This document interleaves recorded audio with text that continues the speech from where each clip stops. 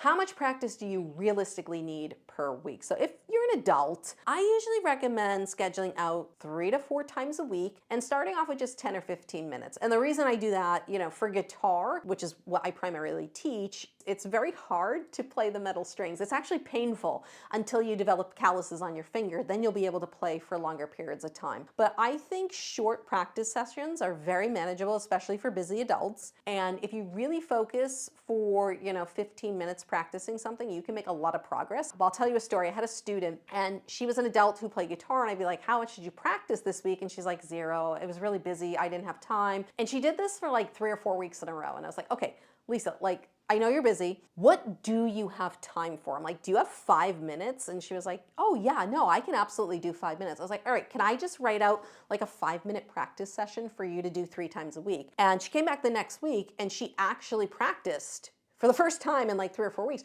She practiced because she had this thought in her head that if she wasn't practicing for like an hour, it wasn't worth practicing at all. And all we did was we started with short sessions, 5, 10 minutes, 5, 10 minutes. And eventually, as she got into a routine, that grew. But we started with just 5, 10 minutes, 3 times a week. And she finally started seeing progress again in her playing, which was exciting for her. And it made her want to practice more. But she had this mental block that, hey, if I don't have a half hour, if I don't have 45 minutes to sit down and practice, it's not worth it. And you can accomplish a lot in just 5 or 10 minutes.